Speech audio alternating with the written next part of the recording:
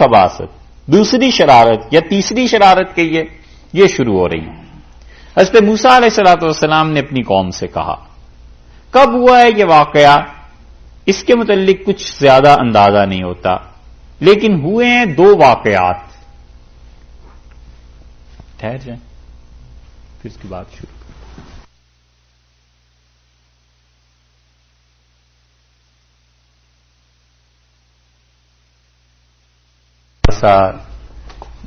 ایک نئی بات تصرف کیا، یا ہمارے اساتذہ جو کہتے تھے اس کے مطابق یہ دوسری شرارت کہیے۔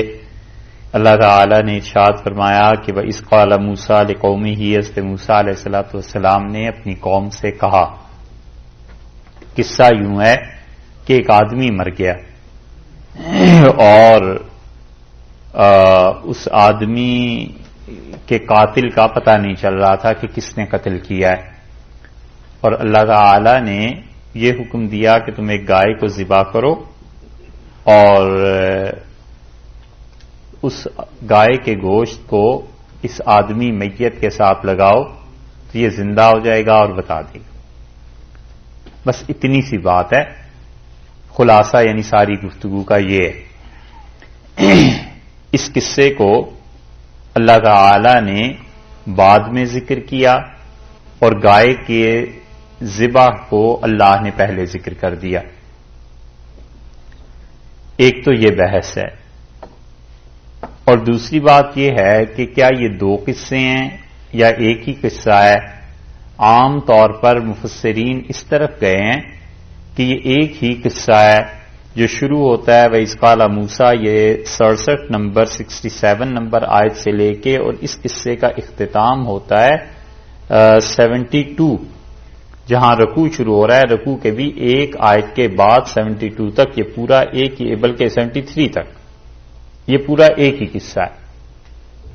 اس کا ایک جز پہلے ہے، ایک جز بعد میں، اور ہمارے اساتذہ میں سے بعض حضرات یہ کہتے تھے کہ یہ دو قصے ہیں، لیکن صحیح بات یہ ہے کہ اس طرف مفسرین گئے نہیں۔ اس لیے بڑے ادب احترام کے ساتھ ان حضرات کی اس رائے سے اختلاف ہوتا ہے کہ باقی جو پچھلے حضرات تھے وہ چونکہ اس راہ پر چلے نہیں، اور یہ خالصتاً علمی مسئلہ ہے، کوئی ایمان کفر کی بحث تو ہے نہیں کہ آدمی اس میں پڑے۔ بہرحال یہ دو قصے ہیں یا ایک، تو جو پرانے حضرات نے لکھا ہے کہ یہ ایک ہی قصہ ہے پورا، اس کے مطابق آپ سے بات کہتے ہیں۔ اور اس سلسلے میں دوسری بات جو سمجھنی چاہیے وہ یہ کہ یہاں بہت سی روایات مل جائیں گی۔ وہ گائے کیا تھی، ایک بچہ تھا وہ گائے کو پالتا تھا، پھر اس کا باپ تھا، پھر وہ غریب لوگ تھے، پھر اس کے بعد گائے ذبح کی گئی، پھر اس کی کھال کا کیا بنا۔ اتنی طویل روایات ہیں، ان سب کے بارے میں ابن کثیر رحمۃ اللہ علیہ نے یہاں پر لکھا ہے کہ ان میں سے کوئی چیز بھی صحیح احادیث سے ثابت نہیں، اور روایات سب بنی اسرائیل کی ہیں، اور وہ کہتے ہیں اگر ہماری شریعت کے مطابق ہیں اور اس کو ماننے میں کوئی حرج نہیں تو ہم لے لیں گے، ادروائز اسے چھوڑ دیں گے، مگر کوئی بھی روایت اس سلسلے میں حضرت صلی اللہ علیہ وسلم سے ثابت نہیں۔ اب دیکھیے اس چیز کو، وَإِذْ قَالَ مُوسَىٰ لِقَوْمِهِ، اور جب حضرت موسیٰ علیہ السلام نے اپنی قوم سے یہ بات کہی کہ ان اللہ یأمرکم، اللہ تعالی تمہیں حکم دیتے ہیں کہ ان تذبحوا، کہ تم ذبح کرو بقرہ، ایک گائے۔ یہ واقعہ کب ہوا اور یہ کہاں پر ہوا؟ بنی اسرائیل کی تاریخ اور روایات کو اگر کوئی آدمی اچھی طرح کھنگالے گا تو وہ اس کا سراغ لگا لے گا۔ اب تک تو کوئی پتہ نہیں چلا گیا۔ قرآن پاک کی جتنی تفسیریں مسلمانوں میں لکھی گئی ہیں، ہمارے علم میں نہیں ہے کہ کسی نے بھی اس واقعے کا سن متعین کیا ہو اور جگہ متعین کی ہو کہ کس جگہ پر یہ واقعہ کب پیش آیا، کچھ پتہ نہیں چلتا۔ اگر کوئی آدمی جیوش لٹریچر کو سارا پڑھے اور اس کی وہ پوری تنقیح کرے تو شاید کہیں نکل آئے۔ ایک جگہ البتہ بائبل میں آیا ہے کہ گائے جو تم ذبح کرو وہ ایسی ہونی چاہیے، ایسی ہونی چاہیے، ایسی ہونی چاہیے۔ وہ عبارت قرآن پاک کے ساتھ ملتی ضرور ہے، مگر یہ کہ واقعے کا تذکرہ نہیں ہے کہ گائے ایسی تھی یا یہ واقعہ ہوا تھا۔ تو کوئی بھی آدمی اللہ اگر اسے توفیق دے تو اس بات کو دیکھتا رہے، سوچتا رہے، نظر سے گزرتی رہے، اور اگر کہیں یہ مل جائے تو اس کو لکھنا چاہیے، چھاپ دینا چاہیے، تاکہ اور مسلمان بھی اس سے فائدہ اٹھائیں۔ یہ کام کرنے کے ہیں جو اب تک مسلمانوں نے نہیں کیے، اور بھی کئی ایک چیزیں تھیں، لیکن ہیں چونکہ ایسے کام جن پہ کوئی ایمان، کوئی عقیدہ، کوئی ایسی چیز موقوف نہیں، صرف ہسٹری ہے، تاریخ ہے، تو بہت سے حضرات نے اس لیے اس کی طرف توجہ بھی نہیں کی ہوگی۔ تو ارشاد فرمایا کہ حضرت موسیٰ علیہ الصلوۃ والسلام نے اپنی قوم سے یہ کہا کہ ذبح کرو بقرہ گائے۔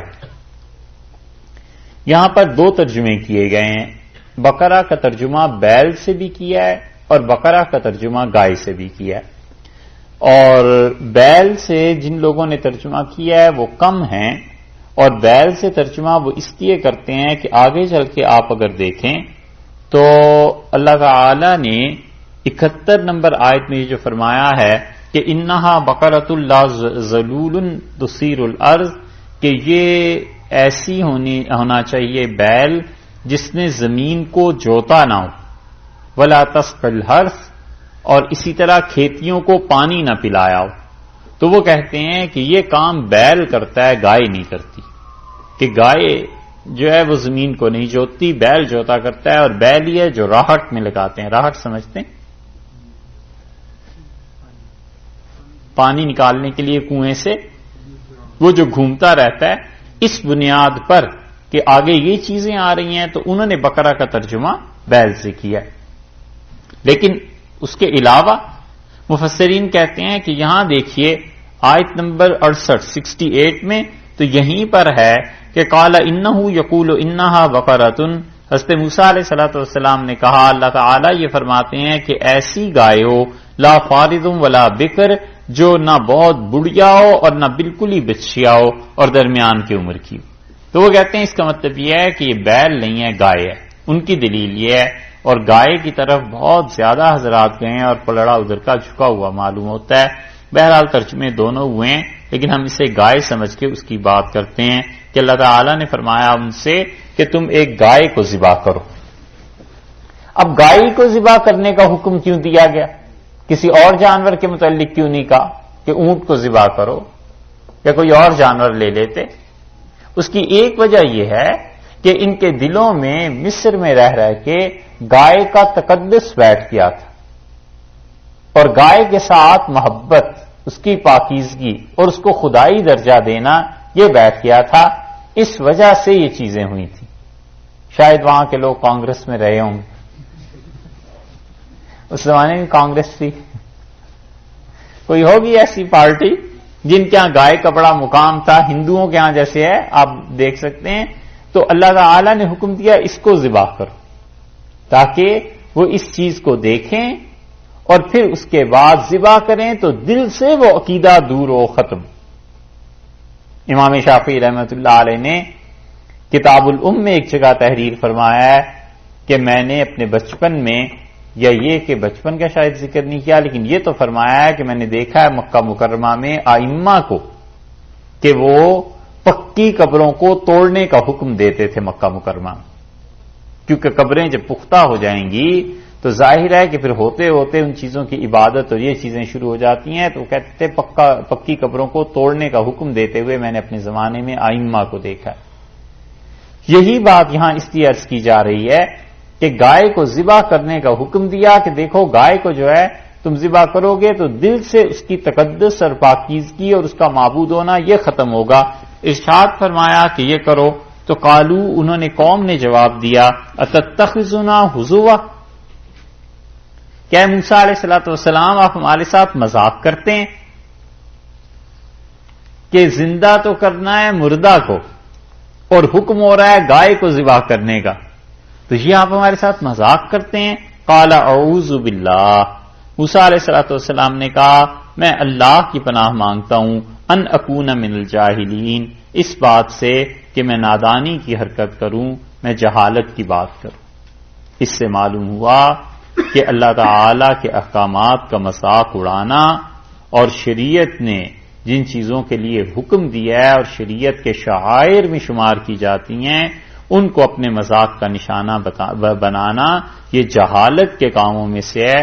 حضرت موسیٰ علیہ الصلوۃ والسلام نے فرمایا میں اللہ کی پناہ مانگتا ہوں اس بات سے کہ میں جہالت اختیار کروں، نادانی کی بات۔ اس لیے مذہب کے جو معاملات ہیں ان کے ساتھ کبھی بھی مذاق کی چیزیں نہیں کرنی چاہیے۔ بہت سی چیزیں جنت، جہنم اور آخرت، اس حوالے سے لطیفے اور یہ چیزیں، ان سے بچنا چاہیے۔ یہاں پر حضرت موسیٰ علیہ الصلوۃ والسلام کا یہ کہنا کہ میں اللہ کی پناہ مانگتا ہوں جہالت سے، یہ دلیل ہے اس بات کی کہ جو آدمی ایسی حرکتیں کرے گا کہ وہ شریعت سے مذاق اڑائے گا، وہ جاہل ہے۔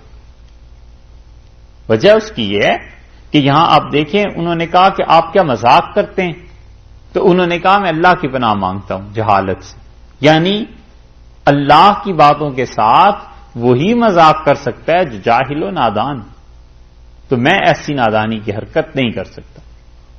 کئی جگہ پر ایسی چیزیں آئی ہیں کہ انبیاء علیہ الصلوۃ والسلام نے جو باتیں شایان شان نہیں تھیں ان سے اللہ کی پناہ مانگی، اور یہ تعوذات جو ہیں انہیں ایک کتاب میں جمع کر دیا ہم نے۔ بہت سی جو چیزیں رسول اللہ صلی اللہ علیہ وسلم سے بھی منقول ہیں وہ کتاب چھپی ہوئی بھی ہے، آپ اس میں دیکھ سکتے ہیں جی، مجموعہ تعوذات۔ ان اکون من الجاہلین، انہوں نے کہا میں اس سے خدا کی پناہ مانگتا ہوں کہ میں نادانی کی بات کروں۔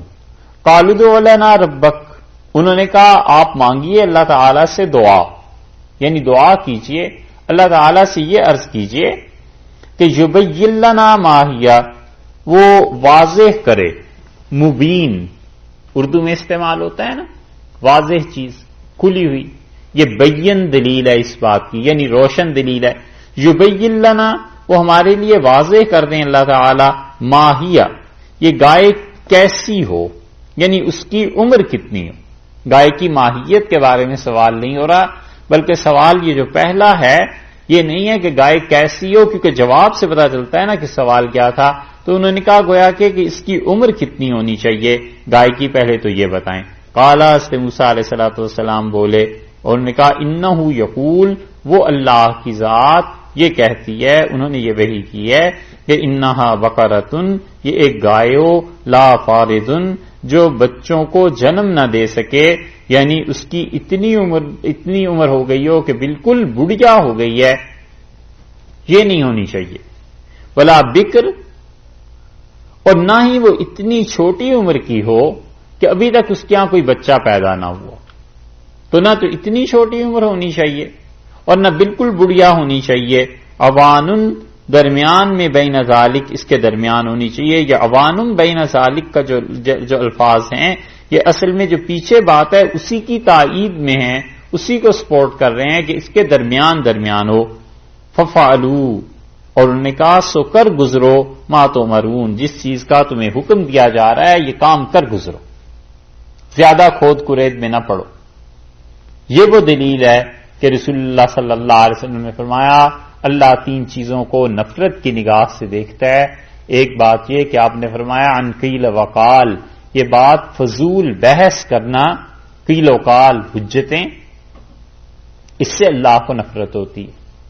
اور دوسری بات رسول اللہ صلی اللہ علیہ وسلم نے فرمائی کہ اضاعت المال، پیسے کو فضول میں ضائع کرنا، جہاں پہ ضرورت نہیں ہے خام خواہ پیسے کو ضائع کرنا، خراب کرنا، اللہ کو اس بات سے نفرت ہے۔ اور تیسری بات رسول اللہ صلی اللہ علیہ وسلم نے بتائی کہ ایسی چیزوں میں دخل دینا جن کی ضرورت نہیں، لغو، بیکار کام، باقی ساری زندگی میں جتنے بھی بیکار کام ہیں ان کو خام خواہ، ایک کام ہے ہی نہیں، ایک چیز ہے نہیں، بات نہیں ہے، کوئی کسی معاملے میں خام خواہ بولنا یا دخل دینا، اس سے منع فرمایا۔ تو حضرت موسیٰ علیہ الصلوۃ والسلام نے بھی یہ کہا کہ ففعلوا ما تؤمرون، جو حکم ملا ہے بس کر گزرو۔ کوئی سی گائے لے کے ذبح کر دیتے، اللہ کی طرف سے قبولیت ہو جاتی، پوری ہو جاتی۔ اس لیے شریعت کے بہت سے احکامات ایسے ہیں خام خواہ اس کی کھود کرید اس میں نہیں پڑنا چاہیے، بس جتنی استطاعت ہے اس کے مطابق کر دے، قبولیت اللہ کے ہاں ہے۔ قالوا ادع لنا ربک، انہوں نے کہا کہ آپ اپنے پروردگار سے مانگیے یبین لنا، وہ واضح کرے کہ ما لونھا، اس کا رنگ کیسا۔ اب پہلے تو عمر کی بات تھی، وہ ماہیہ جو تھا وہ عمر کی بات تھی، اور عمر کے بعد اب آ گئے کہ رنگ کیسا۔ بھئی کسی بھی رنگ کا جانور لے کے ذبح کر دو گے تو اللہ کے یہاں قبول ہو جائے گا۔ اب اس میں کون سی ایسی بات ہے کہ اس کا رنگ کیسا ہو؟ ایک دفعہ ایک خاتون آئی، بہت بوڑھی تھی اور بڑے عرصے کا مدت ہوئی اس بات کو، وہ اس کھوج میں تھیں، ہم سے کہنے لگیں کہ یہ بتاؤ حضرت یہ جو اصحاب کہف تھے ان کے کتے کا رنگ کیا تھا؟ ہم نے تو آج تک نہیں پڑھا اصحاب کہف جن کا تذکرہ آتا ہے، کچھ نوجوان اللہ پہ ایمان کی وجہ سے چلے گئے، تو کہنے لگی اس کے کتے کا رنگ کیا تھا؟ میں نے کہا ہمیں تو نہیں پتا۔ پھر ہم نے پوچھا کہ آپ کو اس کی ضرورت کیا پیش آئی؟ تو انہوں نے کہا اصل میں ان کی نیاز دیتی ہوں اصحاب کہف کی، تو پھر جو گاؤں میں کتا ہو اسے بھی کچھ کھلا دیتی ہوں، تو رنگ کا پتہ چل جاتا تو اس رنگ کے کتے کو ہم کھلاتے۔ یہ ہیں ایسی حرکتیں کہ انسان اپنا دین برباد کرتا ہے، خام خواہ کی ایسی بات، اور وہ نیاز تو دینا حرام تھا ہی تھا، کتے کا رنگ بھی چاہیے تھا تاکہ حرام بھی پورا ہی حرام۔ تو انہوں نے دوسری بات کہی کہ اس کا رنگ کیسا ہو؟ قال انہ یقول، حضرت موسیٰ علیہ الصلوۃ والسلام نے فرمایا کہ حق تعالی شانہ نے یہ وحی فرمائی ہے کہ انہا بقرۃ، یہ ایسی گائے ہوگی صفراء، زرد رنگ کی ہو، صفراء فاقع، گہرا زرد رنگ ہو، خوب زرد ہو، شوق کھلتا ہوا رنگ جو زرد ہے یہ اس کا ہونا چاہیے۔ یہ فاقع کا جو لفظ ہے صفرا کے ساتھ اس کی صفت میں واقع ہوا ہے، یعنی ہو تو زرد لیکن فاقع بہت زیادہ زرد ہو۔ جیسے رنگوں میں کسی رنگ میں شدت پیدا کرنے کے لیے الفاظ استعمال ہوتے ہیں نا، مثلا ہیں برائٹ یلو، اور سرخ رنگ میں شدت پیدا کرنی ہو تو کیا کہیں گے؟ شاکنگ ریڈ، ڈارک ریڈ، یہ اس طرح کے جملے۔ تو انہوں نے کہا فاقع لونھا، اس کا رنگ گہرا زرد ہو، تسر الناظرین، اور دیکھنے والوں کو بھاتا ہو، جو لوگ اسے دیکھیں پسند کریں گے۔ اب لگواتے جاؤ پابندیاں، حق تعالی شانہ کے یہاں کیا کمی ہے وہاں سے بھی پابندیاں لکھتی جائیں گی۔ یہ وہ چیز بخاری کی آغاز میں ہے، رسول اللہ صلی اللہ علیہ وسلم نے فرمایا کہ تم میں سے کوئی آدمی وَلَن يَشَادَّ الدِّينَ، جو بھی اس دین سے کشتی لڑنے کی کوشش کرے گا الا غلبہ، دین اس کو زمین پہ گرا دے گا، پچھاڑ دے۔ منع کیا ہے اس بات سے کہ دین سے کشتی کرنے کی کوشش نہ کرنا۔ پہلوانی ہوتی ہے نا کشتی، اس میں لڑتے ہیں نا آپس میں، تو ایک دوسرے کو پچھاڑ دیتا ہے۔ اس کے متعلق فرمایا ہے کہ دین کے ساتھ ایسے نہ کرنا، بس جو چیز ہے اس پر عمل کرو اور اللہ سے دعا مانگتے رہو قبولیت کی۔ اتنی کھود کرید میں جب پڑ جاؤ گے تو وہاں سے پابندیاں لگتی رہیں گی، جب پابندیاں لگتی رہیں گی تو تم عاجز آ جاؤ گے۔ اور دوسری تشریح محدثین نے اس کی ہے کہ بس جتنا ہو سکے اعتدال سے عمل کرتے رہو، حد سے زیادہ اگر تم بڑھاؤ گے تو ادھر سے بھی حد سے زیادہ پابندیاں لگ جائیں گی، جتنا ہو سکے اتنے کرتا رہنا چاہیے۔ مثلاً ایک آدمی یہ چاہے کہ بالکل نیند ہی نہ کرے، سوئیں ہی نہ اور نماز پڑھا کریں، تو کتنے دن ہو جائے گا؟ ہفتہ ہو جائے گا شاید، اتنا بھی نہیں تو 4 دن ہو جائے گا، 3 دن ہو جائے گا، اور پھر فرض نماز بھی ضائع ہو جائے گی اس کی، کیا فائدہ؟ تو دین کے ساتھ رسول اللہ صلی اللہ علیہ وسلم جو بھی کشتی کرنے کی کوشش کرے گا نا، یہ دین اسے پچھاڑ دے گا، یہ دین اس پہ غالب آ جائے گا۔ طاہر رحمت اللہ علیہ ایک حنفی فقیہ تھے، بہت بڑے فقیہ تھے، صاحب مذہب تھے، اور وہ گزر رہے تھے اپنے ایک شاگرد کے ساتھ، تو ان کا شاگرد ان سے کہتا تھا کہ حضرت یہ جو لوگ ہیں نا نماز نہیں ہوتی ان کی۔ تو انہوں نے کہا بھئی کیوں نماز نہیں ہوتی؟ تو اس نے کہا ان کے کپڑے پاک نہیں ہوتے، لوگوں کے جو دھوبی کے پاس جاتے ہیں یہ کپڑے ہی پاک نہیں ہوتے۔ وہ ایک دن دھوبی گھاٹ کے قریب سے گزرے تو وہ شاگرد بھی ساتھ تھا، اس نے کہا حضرت یہ دیکھ لیں یہ چھوٹا سا حوض ہے جس میں یہ کپڑے دھوتے ہیں، یہاں ناپاک کپڑے بھی ہوتے ہیں تو پانی ناپاک ہو جاتا ہے، اس سے دھلنے والے کپڑے بھی ناپاک ہو جاتے ہیں، کسی کی نماز نہیں ہوتی۔ انہوں نے کہا میرے بھی کپڑے یہیں دھلتے ہیں۔ اب وہ چپ ہو گیا، تو اس نے کہا حضرت آپ کی بھی نماز نہیں ہوتی اور آپ کے پیچھے والوں کی بھی نماز نہیں ہوتی۔ انہوں نے کہا رے دھوبی تم کپڑے کہاں دھوتے ہو؟ اس نے کہا حضرت اس حوض میں دھوتا ہوں۔ ان کا پھر اس حوض کے علاوہ اس کا چھوٹے حوض میں 3 4 5 حوض نے بتایا چھوٹے چھوٹے، فرمایا کسی بڑے حوض میں بھی؟ اس نے کہا حضرت وہ حوض ہے اس میں بھی کپڑے ڈالتا ہوں۔ تو انہوں نے کہا الحمدللہ سب کی نماز ہو جاتی ہے، سب کے کپڑے پاک ہو جاتے ہیں۔ اس نے کہا خبردار چوائندہ تم بول۔ یہ ہے جتنی پابندیاں لگواتے جاؤ ادھر سے لگتی جائیں گی۔ اسی لیے رسول اللہ صلی اللہ علیہ وسلم نے ایک حدیث میں کہا کہ اللہ کو نفرت ہے اس آدمی سے، اب تو یہ حدیث نہیں رہی، مطلب اس پہ عمل نہیں ہو سکتا، لیکن آپ نے فرمایا اللہ کو نفرت ہے اس آدمی سے کہ ایک چیز جائز تھی اور پھر اس نے سوال کر کر کے اسے حرام کر دی۔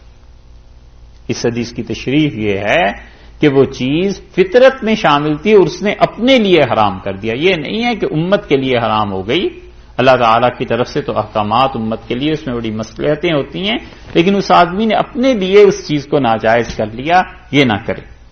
اب رنگ بھی جب پتا چل گیا اور اللہ نے فرمایا کہ رنگ ایسا ہو کہ تسر الناظرین، دیکھنے والوں کو بھلا محسوس ہو، دیکھنے والوں کو خوشگوار محسوس ہو، دوسروں کی رعایت کرنا، اس سے مسئلہ نکلتا ہے کہ آدمی بہت سے کام ایسے ہوتے ہیں جنہیں اس وجہ سے تو نہ کرے کہ لوگ اس سے خوش ہوتے ہیں یا ناراض ہوتے ہیں، علیہ باللہ کوئی خدائی کا درجہ نہ دے، لیکن کچھ کام ایسے بھی ہوتے ہیں کہ انسان دوسروں کی رعایت کرتا ہے، مخاطب کی رعایت کرتا ہے کہ ان لوگوں کو اس سے سہولت ہوگی، لوگوں کو اس سے اطمینان ہوگا، لوگوں کو اس سے خوشی حاصل ہوگی۔ رسول اللہ صلی اللہ علیہ وسلم کے جو مذاق ہیں، جو مزاح فرمایا ہے، وہ اسی درجے کی چیزیں ہیں کہ لوگ ان سے کھل جاتے تھے، بات کر سکتے تھے۔ تو رعایت مخاطب کی کرنا، سامنے والے کی کرنا، اس سے ثابت ہوتا ہے۔ آپ کو اس کی ایک مثال دیں، حدیث میں آیا ہے رسول اللہ صلی اللہ علیہ وسلم نے فرمایا اپنے مسلمان بھائی سے خوشی سے ملنا یہ بھی نیکی ہے۔ بات یہاں سے شروع ہوئی تھی کہ صحابہ رضی اللہ عنہم نے عرض کیا کہ اللہ کے رسول صدقہ کرتے ہیں وہ جن کے پاس پیسہ ہوتا ہے، تو ہم تو محروم رہ گئے۔ رسول اللہ صلی اللہ علیہ وسلم نے اچھا تم یہ بھی نیکی کر سکتے ہو، یہ بھی صدقہ ہے، یہ بھی صدقہ ہے، اور تم اپنے بھائی کو اچھا ایک مسئلہ دین کا سکھا دو، یہ بھی صدقہ ہے۔ عرض کیا گیا کسی کو اتنا علم نہ ہو تو آپ نے فرمایا تم اپنے بھائی سے اچھی طرح خوشی سے ملو، یہ بھی صدقہ ہے، یہ بھی نیکی ہے۔ اس حدیث کے بعد اب دیکھیے کہ کوئی آدمی دوسرے سے ملتا ہے اور اس کے ذہن میں یہ ہے کہ میں اگر ہنسی سے خوشی سے ملوں تو اچھی بات ہے، دوسرا بھی خوش رہے گا، یہ تو ہوا حدیث پہ عمل۔ اور کچھ لوگ ایسے ہوتے ہیں کہ جب بھی ملو ہفتے کے 7 دن اور سال کے 12 مہینے ایسا چہرہ ہوتا ہے کہ لگتا ہے بہت ہی مظلوم ہے بیچارے اور سارا ظلم ہو گیا اور پتہ نہیں کیا ہوا ہے۔ وہ عملاً خدا کی ناشکری ہوتی ہے کہ جیسے کوئی آفت آ گئی ہو، جیسے کوئی مصیبت آ گئی ہو، گھر میں داخل ہو، گھر والے دیکھ کے سہم جاتے ہیں، کبھی کبھی درخواست کرتے ہیں کہ کبھی آپ خوشی سے بھی آ جایا کریں، ہنستے ہوئے بھی کبھی دکھائی دیا کریں۔ یہ وہ چیزیں ہیں جن کو شریعت نے منع کیا ہے کہ ایسے نہیں ہونا چاہیے۔ آدمی کی ظاہری حالت، ظاہر کی کیفیت ایسی ہو کہ اللہ کے شکر کا غلبہ محسوس ہو، اللہ کے شکر، اللہ کے احسان کی کیفیت آدمی پہ رہے اور پتہ چلے کہ اطمینان سے ہیں، الحمدللہ خیریت۔ تسر الناظرین، پابندی لگ گئی کہ دیکھنے والوں کو اچھی محسوس ہو۔ چلو قالوا ادع لنا ربک، انہوں نے کہا اپنے پروردگار سے ایک اور چیز واضح کر لیجئے، یبین لنا ما ہی، اللہ وضاحت کر دے اس بات کی کہ وہ گائے کیسی ہو۔ یہ جملہ 2 مرتبہ آیا ہے، پہلے آیا ہے آیت نمبر 68 کے آغاز میں قالوا ادع لنا ربک یبین لنا ما ہی، اور یہاں بھی وہی آیا قالوا ادع لنا ربک یبین لنا ما ہی، آیا نا دونوں جگہ، وہاں بھی یہی الفاظ ہیں، یہاں بھی۔ وہاں عمر مراد تھی، جواب سے پتا چلا نا اللہ تعالیٰ نے فرمایا نہ بالکل بڑھیا اور نہ بالکل ہی کم عمر کی ہو۔ یہاں پہ کیا مراد ہے ماہیہ، جواب بتاتا ہے کہ انہوں نے جواب بتاتا ہے کہ انہوں نے ماہیت دریافت کی کہ گائے کیسی ہو. ان البقرہ بلا شبہ گائیں جو ہیں تشابہ علینا ہم پر مشتبہ ہو گئی ہیں، ملتی جلتی ہیں سب ایک دوسرے سے. کس کی قربانی کریں، کس کو چھوڑ دیں؟ یہ ساری چیزیں آپس میں مل رہی ہیں، کیا کریں؟ بہت سے کام دو چیزیں سمجھنی چاہیے. ایسے ہوتے ہیں جو انسان کی اپنی ذات تک ہوتے ہیں، اس میں آدمی احتیاط کرے، تقوی ہے، بالکل ٹھیک ہے، کوئی نہیں روکتا. اور ایک وہی کام عام لوگوں کے لیے، دوسروں کے لیے قطعاً اس پہ فتویٰ نہ دے، قطعاً لوگوں کو نہ کہے کہ تم بھی اسی پہ عمل کرو، اس لیے کہ وہ تو تقوی کی بات ہے، اللہ کے ساتھ تعلق کی بات ہے. ایک آدمی کے لیے ممکن ہے درست ہو، لیکن دوسرے کے لیے تو نہ اس کو کی امپلیمنٹیشن کرے. مثلا سفید رنگ حدیث میں آیا ہے، نبی کریم صلی اللہ علیہ وسلم کو پسند تھا، سفید رنگ کے کپڑے پہنتے تھے. اب کوئی آدمی دوسروں کو بھی مجبور کرے کہ بالکل سفید ہی رنگ پہنا کرو اور کوئی رنگ نہ پہنو، غلط بات ہے. حضرت صلی اللہ علیہ وسلم نے ان چیزوں کا ایسی شدید احکامات نہیں اسلام نے دیے، اور نہ رسول اللہ صلی اللہ علیہ وسلم ہے کہ دوسروں کے لیے ضرور ہے کہ اسے نافذ ہی کیا جائے. اپنا ذاتی تقوی کسی انسان کا اللہ کے قرب کا موجب بنتا ہے، لیکن یہی چیز اگر لوگوں کو بتائی جائے اور لوگوں کی زندگی تنگ ہو جائے گی تو وہ شریعت نہیں رہے گی، اللہ سے دوری کا سبب بن جائے گا. کیونکہ اللہ تعالیٰ آخر اپنے بندوں کے ساتھ اس کی مہربانیاں تو ہیں. انہوں نے نیا سوال کیا، انہوں نے کہا ساری چیزیں گائیں جتنی ہیں آپس میں ملتی جلتی ہیں، اور کوئی انا انشاء اللہ لمہتدون، اور انہوں نے کہا اگر اللہ نے چاہا تو لمہتدون، ہم کیا کریں گے؟ ہدایت پانے والے ہو جائیں گے. اگر ہم صحیح راہ پر چلنے والے ہو جائیں گے. مراد کیا ہے؟ یعنی اس گائے تک پہنچ جائیں گے، ذبح ہم اسے کر لیں گے. تین باتیں اس میں سمجھنے کی ہیں. ایک تو یہ انشاء اللہ دیکھا ہے کیسے لکھا ہے، ان الگ شاء الگ اور اللہ الگ، دیکھا نا کیسے لکھا ہے انشاء اللہ. یہ انشاء اللہ کو ایسے ہی لکھنا چاہیے. اردو میں جوڑ کے لکھ دیتے ہیں نا، شین کے ساتھ نون بھی ملا کے لکھ دیتے ہیں، یہ نہیں لکھنا چاہیے، یہ گناہ کی بات ہے. اس کی وجہ لغت کی بحث ہے، وہ چھوڑیے، عربی کی بحث ہے اس کو چھوڑیے، وہ ذرا دقیق ہے. بس اتنا سمجھ لیجئے کہ اس کو اسی طرح لکھنا چاہیے، ان الگ اور شاء الگ اور اللہ الگ لکھنا چاہیے. ہاں اسے بھی الگ کر کے لکھنا چاہیے. ان شاء اللہ، تین لفظ الگ الگ ہیں. ان اگر، شاء چاہا، اللہ اللہ نے، اگر چاہا اللہ نے، یہ تین چیزیں الگ الگ، تین الفاظ الگ الگ ہیں، اس لیے ان کو الگ لکھنا چاہیے. اردو میں بھی جیسے ہوتا ہے نا، اور نون کو شین کے ساتھ نہیں ملا دینا چاہیے. ایک بات تو یہ لغت کی بحث نہ ہوتی تو ہم کچھ عرض کرتے ہیں، مگر وہ لغوی بحث ہے، اس کو چھوڑیے. دوسری بات جو بڑی اچھی لکھی ہے مفسرین نے، وہ کہتے ہیں کہ دیکھو انہوں نے تیسرا سوال کیا اور پھر کہا کہ کیا ہونا چاہیے؟ اگر اللہ نے چاہا تو ہم ہدایت پا جائیں گے، یعنی ہم اس گائے تک پہنچ جائیں گے، اسے ذبح کر لیں گے. اچھا آگے پڑھ لیجئے، پھر اس کی بات کرتے ہیں. قال انہ یقول، حضرت موسیٰ علیہ الصلوۃ والسلام نے ارشاد فرمایا کہ حق تعالی شانہ فرماتے ہیں کہ انہا بقرۃ، یہ ایسی گائے ہو لا ذلول تثیر الارض، نہ ہی تو اس پہ جوا رکھا گیا ہو. جوا سمجھتے ہیں؟ ہل رکھتے ہیں نا جوتنے کے لیے، یہ حیدرآبادی ہے امریکی. اچھا بہرحال تو کہا لا ذلول تصویر الارض، وہ نہ ہی تو زمین کو زراعت میں استعمال ہوتی ہو. اچھا اس سے معلوم ہوتا ہے کہ اگر آپ اس کا ترجمہ گائے سے کر رہے ہیں تو اس زمانے میں گائے سے یہ کام دیا جاتا ہوگا، لیکن چونکہ بیل سے کام دیا جاتا ہے نا، ہمارے ہاں تو ہم تو گائے دیکھی نہیں کبھی اس کام کے لیے، عام طور پہ بیل سے ہی کام دیا جاتا ہے. اس لیے ان حضرات میں سے بعض نے ترجمہ بقرہ کا بیل سے کر دیا، کہ وہ کہتے ہیں بقرہ جو ہے وہ بظاہر تو مؤنث ہے لفظ، لیکن اس میں جنس کے طور پہ استعمال ہوتا ہے کہ گائے بیل وغیرہ یہ جیسے ایسے اس میں جنس ہوتی ہے، اس اعتبار سے کہا تثیر الارض، وہ زمین وہ کیا کرتی ہو، زمین کو میں ہل نہ چلاتی ہو، ولا تسقی الحرث، اور نہ ہی وہ کیا کھیتی پانی کا کام کرتی ہو، نہ ہی اس کے ذریعے راہٹ چلتا ہو کہ فصلوں کو پانی پہنچے، اور نہ ہی وہ کھیتی باڑی کا کام کرتی ہو۔ یہ جو ولا میں دوسرا آ رہا ہے، عبارت تو یہ تھی کہ انہو یقول انہا بقرۃ لا ذلول تثیر الارض تسقی الحرث، کہ نہ وہ گائے ایسی ہو جو زمین میں زراعت کے کام کے لیے استعمال کی جاتی ہو، اور نہ ہی وہ پانی کا کام کرتی ہو۔ یہ جو ولا دوسرا آ رہا ہے نا، واو کے بعد لاد جو دوسرا آ رہا ہے، مفسرین کہتے ہیں یہ پہلے حکم کی تائید کے لیے آ رہا ہے، اس کی نفی کے لیے آ رہا ہے۔ اصل میں تو پہلے ایک مرتبہ نفی ہو گئی تو دونوں چیزوں کی نفی، زراعت کی بھی پانی کی بھی، دونوں ایک ہی کے تحت آ جاتی ہیں، اسی کے انڈر، لیکن دوبارہ لا رہے ہیں اس کی تاکید کے لیے۔ مسلمتن، اور انہوں نے کہا وہ ایک جیسی ہو، لا شیۃ فیہا، اور اس میں کوئی بھی داغ نہ ہو، سر سے پاؤں تک ایک ہی رنگ ہو۔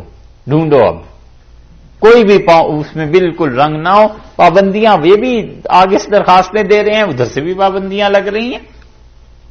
قالوا الآن، بولے اور کہنے لگے ہاں اب، جئتا آپ آئے ہیں بالحق، سچائی کے ساتھ، اب ذرا اطمینان ہوا، اب وضاحت ہوئی کہ اب آپ نے بالکل صحیح بات کی ہے۔ فذبحوها، اللہ نے فرمایا انہوں نے ذبح کر دیا اس گائے کو، وما کادوا، اور وہ نہیں تھے یفعلون، اس کو کرنے والے پھر بھی نہیں تھے۔ اتنے عرصے سے جو محبت اور خدا کے روپ میں جس گائے کو دیکھا ہوا تھا، اس سے کسی طرح جان چھڑانا چاہتے تھے، لیکن جتنے بولتے گئے ادھر سے بھی پابندیاں لگ گئیں۔ اللہ نے آخر میں یہ بھی کہہ دیا کہ فذبحوها، انہوں نے اس گائے کو ذبح تو کر دیا، وما کادوا یفعلون، اور قریب تھا کہ اسے نہ کرتے۔ اب کوئی بہانہ جو نہیں رہا آخر، تو قریب تھا کہ نہ کرتے۔ جن قوموں میں عبادت ہوتی ہے کسی چیز کی، ان کی چیزوں کی محبت ایسے دلوں میں جڑ پکڑ جاتی۔ وہ کہتے ہیں کہ ہندو نے اسلام قبول کر لیا اور سردی کا موسم تھا تو ہندو نہاتے تو بہت ہیں، تو اگلے دن جب پانی ڈالا تو سردی لگی سر پہ، صبح صبح تو اس کا رام رام رام رام۔ تو کوئی سن رہا تھا، اس نے کہا رے لالا جی آپ تو مسلمان ہو گئے تھے، اس نے کہا یار رات اللہ تعالیٰ آئے ہیں، یہ رام تو پچھلے 40 برس سے ہے، نکلتے نکلتے نکلے گا۔ تو جو چیزیں عبادت میں آ جاتی ہیں نا، ان کی محبت بیٹھ جاتی ہے دل میں، اور پھر انسان اس محبت سے جان چھڑائے، اس کے لیے بڑی قوی صحبت درکار ہے۔